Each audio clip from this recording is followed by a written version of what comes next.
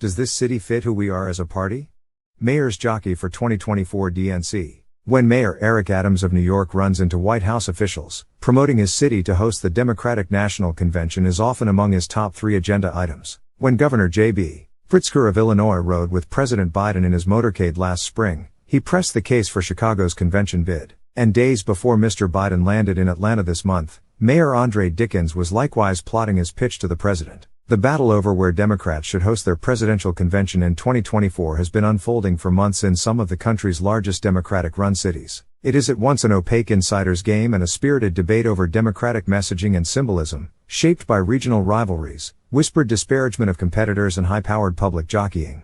There's sort of a baseline of stuff that matters, said Governor Phil Murphy of New Jersey, a former Democratic National Committee finance chair, pointing to issues like security and hotel capacity. You then sort of step back and you ask yourself, does this city fit who we are as a party?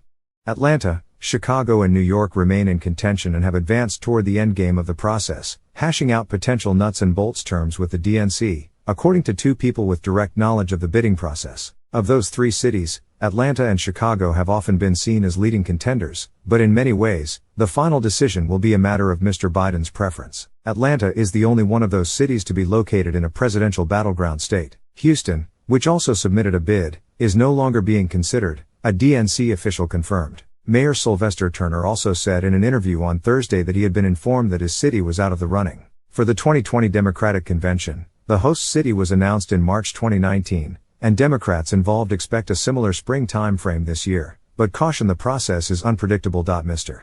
Biden, 80, has said he intends to run again, but he has yet to officially announce a re-election campaign. If he is again his party's standard-bearer, the convention would be his first real one as a presidential nominee. The 2020 event was a nearly entirely virtual affair, after the coronavirus outbreak forced the cancellation of major in-person appearances in Milwaukee. Eyeing the next convention, boosters for various cities are building alliances with governors, senators, mayors and business leaders from their regions as they press their cases to Democratic officials and to the public.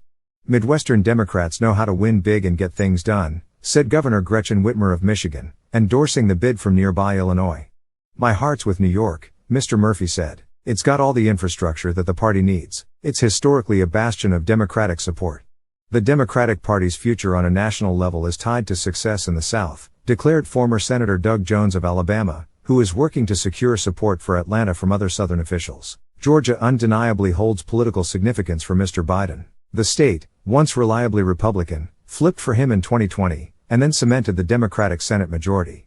As the cradle of the civil rights movement, Georgia's place in history and our national story ideally suit the Peach State to host the convention, said John Ossoff, one of Georgia's 2 Democratic senators. Reflecting Mr. Biden's preferences, a key committee at the D.N.C. has recommended that Georgia host an early presidential primary, although the state faces logistical hurdles in doing so. On a call last year with Nevada Democrats in which he discussed the primary calendar, Mr. Biden also mentioned Georgia, according to 2 people on the call.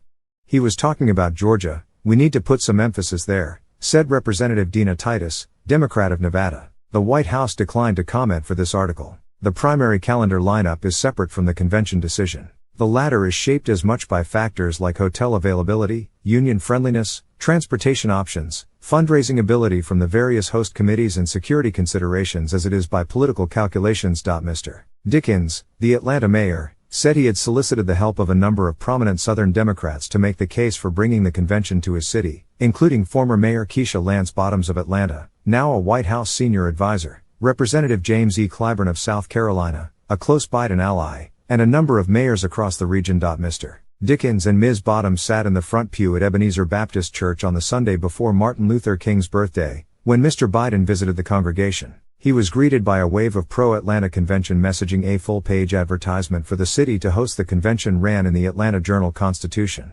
Several city leaders jostled for FaceTime. Mr. Dickens said he aimed to include the convention somewhere in the first 3 sentences of his conversation with Mr. Biden when he greeted him. Some union leaders across the country have begun weighing in for Chicago or New York but against Atlanta. They maintain that it would be insulting to hold the Democratic convention in a state that is hostile to unions and in a city with very few unionized hotels.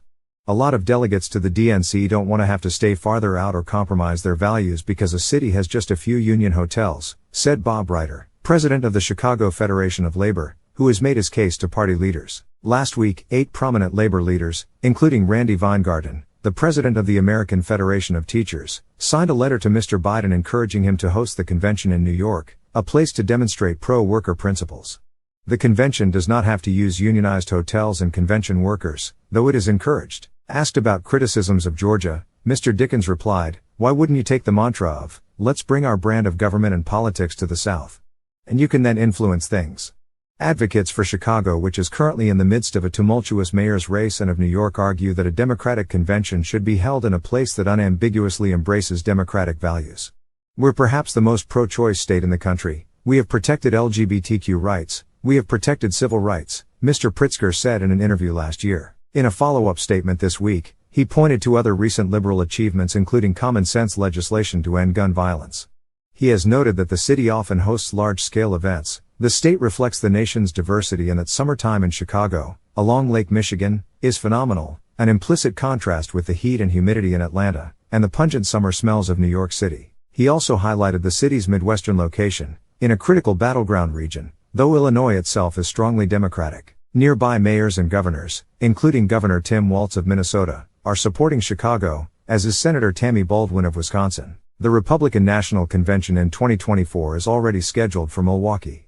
"We do not win national elections without the Midwest, and so I think it's important for us to show up here," said Mayor Satya Rhodes Conway of Madison, Wis. But some Chicago skeptical Democrats quietly point out that the city is closely associated with a different Democratic President, Barack Obama, and argue that the only splashy convention Mr. Biden would ever get should be in a place that could be made to feel distinctly his own. New York is not competitive in presidential elections, but advocates insist that no city can match the nation's largest and easily absorbing thousands of convention goers. In an interview, Mayor Adams emphasized New York's event infrastructure and cast the racially diverse, liberal city as a place that showcases all the values that we look for in the Democratic Party. Democrats in the state, however, had a deeply disappointing midterm election when you do an examination of all the things that a good convention looks like. It says New York, Mr. Adams proclaimed. It reeks with New York. He described the city as a walkable cultural capital, a place where spouses of attendees, too, would be entertained. A happy family is a good experience for the convention. New York's prominent political backers include the Senate Majority Leader, Chuck Schumer, Representative Hakeem Jeffries, the House Democratic Leader, and the Clintons. Other cities are home to major Democratic donors, including Mr. Pritzker himself, but New York is an especially significant fundraising center. Then there was Houston, a 2020 convention finalist in an electoral vote-rich state Democrats dream of flipping. In an interview Thursday morning, Mr. Turner, the mayor, urged his party to be more forward-thinking in terms of, how do you expand the map?